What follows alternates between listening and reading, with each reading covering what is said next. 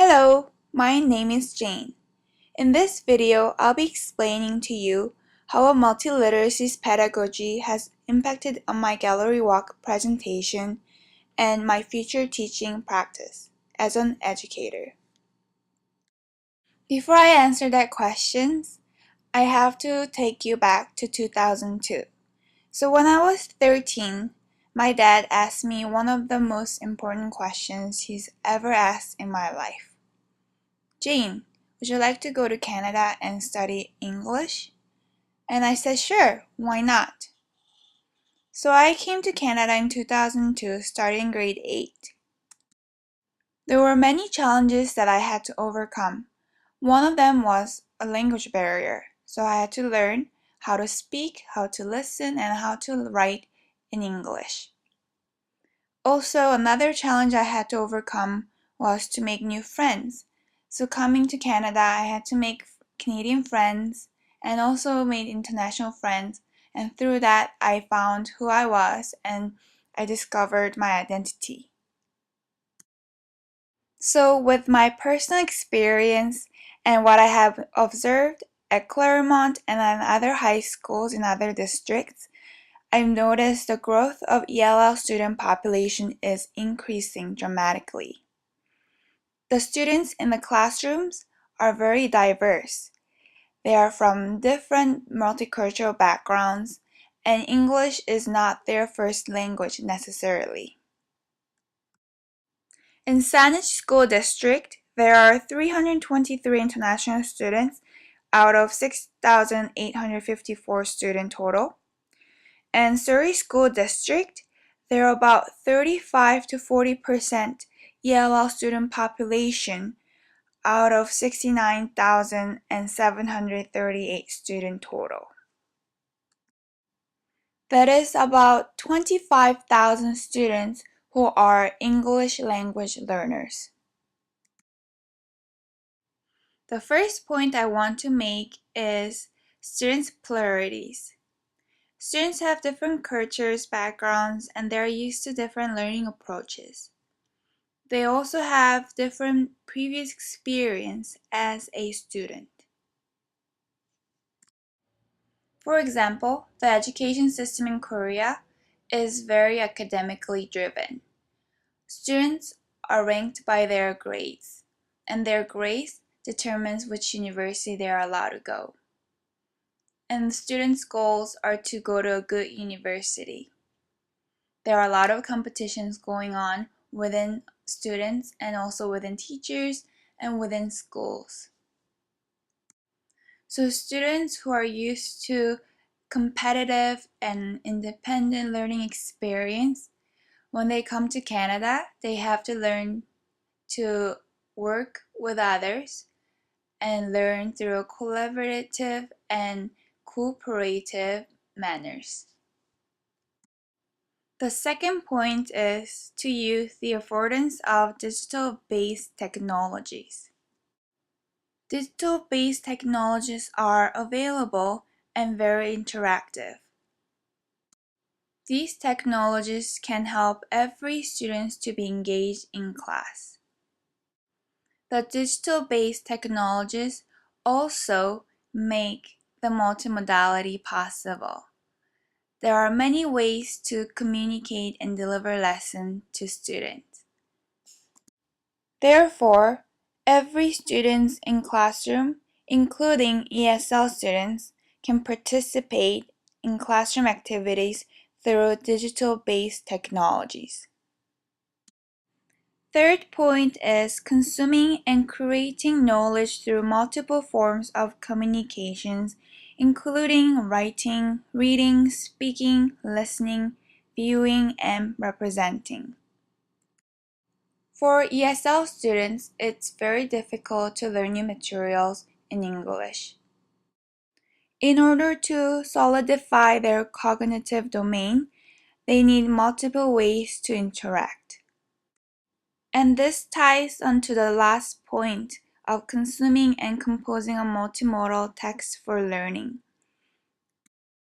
As an ESL student, having a translator in class is very significant, and it is a text. Through these points, I can conclude that a multiliteracy pedagogy has informed the choices that I have made for my GalleryWalk presentation. Now we're moving on to the second part of this video. How a multiliteracy pedagogy may influence my future teaching practice. Firstly, socio-constructivist approaches to learning is one of multiliteracy's pedagogy that's going to influence on my future teaching practice. Vygotsky claims that the cognitive development of children is influenced by the role of adults. It is called zone of proximal development. It is the range of tasks that children can perform with help. It sets limitation on their cognitive capacity of learning.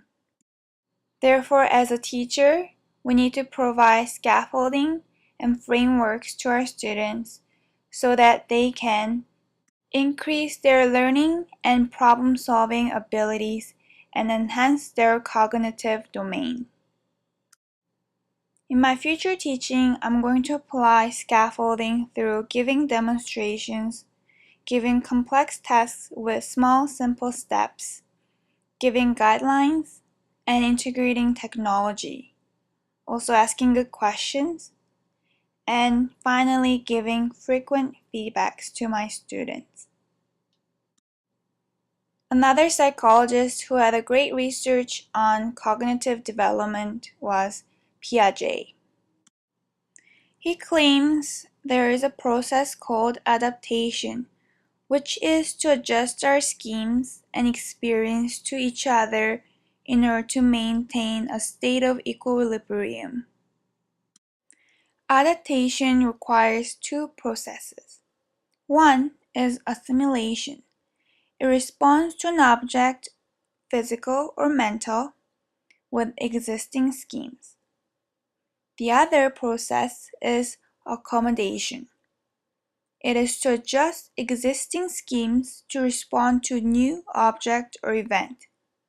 Also, it modifies or forms an entirely new schemes.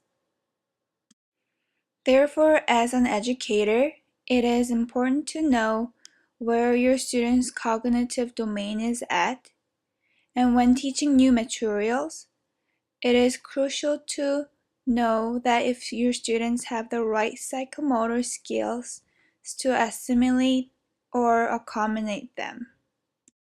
When I introduce new contexts to my students, I'll give time to accommodate and build new schemes for them.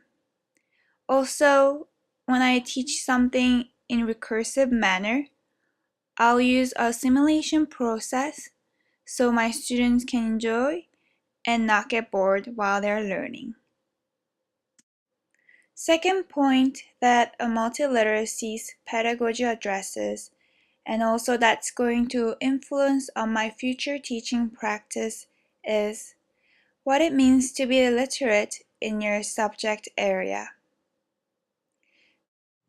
In order to be literate in something, you have to have the knowledge, skills, and attitudes.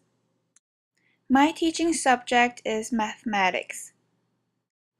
So for my students to succeed and be literate in mathematics, they need cognitive domain that include math knowledge and abstract thinking. They need psychomotor skills that include problem solving and analyzing. And finally, they need effective attitudes that include reasoning and communicating. In my future lesson plan, it is important for me to include review sessions and activities that I can find where my students' knowledge level is at. For example, teaching on multiplications of fraction numbers can be very difficult if students don't know how multiplications work, if they don't know how to multiply whole numbers, or if they do not know what fraction numbers are. Therefore, it is crucial to know where your students are at before you teach new context. In my future lesson plan, I will also include two important skills. One is problem-solving skills. I'll teach them through my demonstrations, and also I'll give them an application time where they can explore and find their own ways to solve problems. I will include higher order thinking problems so that they use their analyzing skills as well. While the higher order thinking problems help students to work on their analyzing skills, they also help students to develop their reasoning skills. I am going to use real-world applications to increase the effective and attitudes of my students.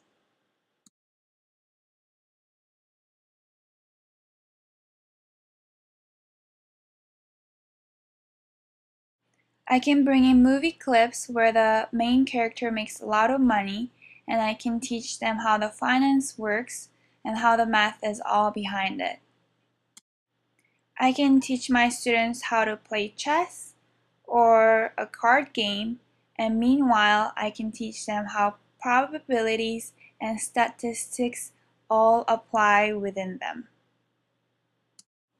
I can do a project with my students where they have to create the most powerful football team.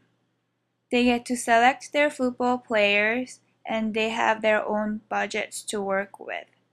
So while they're having fun selecting their favorite football players and get busy and get distracted, however, they're also still working on their probability, statistics, and problem-solving skills, analyzing skills, and they're also communicating in math language.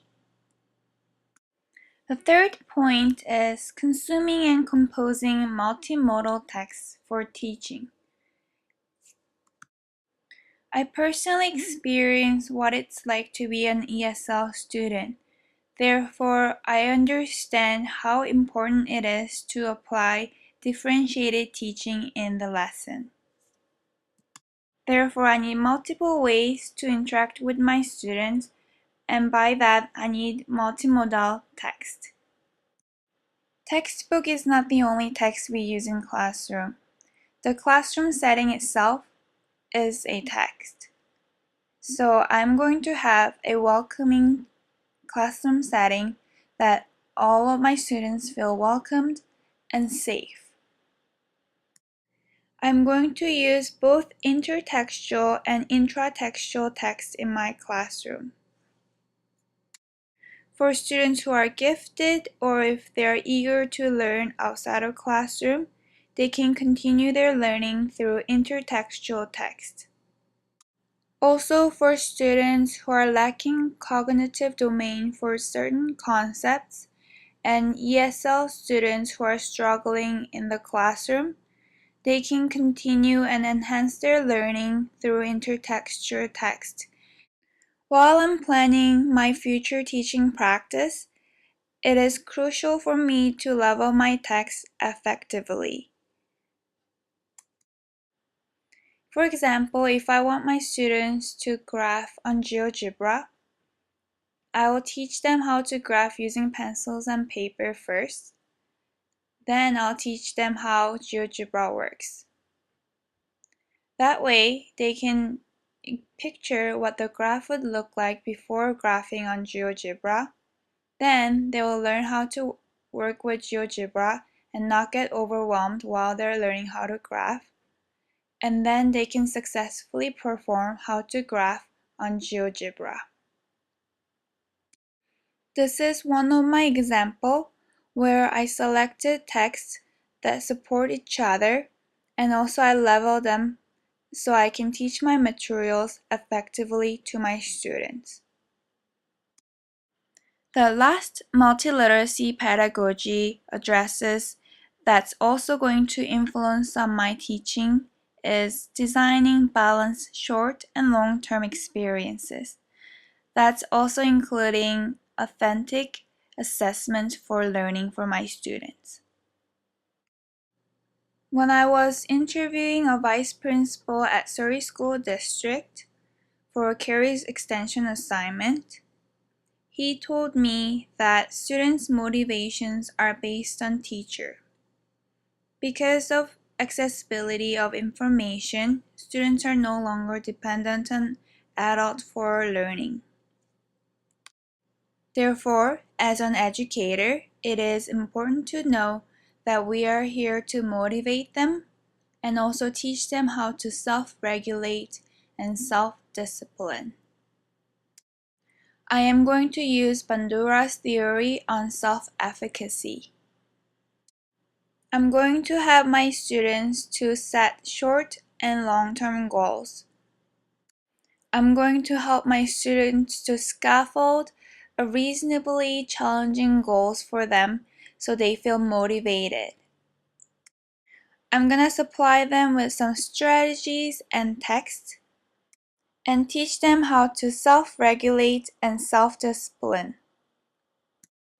Once they complete their short-term goals, I'll give them small reinforcement, either positive or negative, or a trivial rewards that they feel motivated to reach for the long-term goal. I am going to keep the rewards very trivial so that my students can develop their motivation into intrinsic motivation, where they are motivated to learn for knowledge and their interests rather than they are motivated to learn to get good grades or get rewards.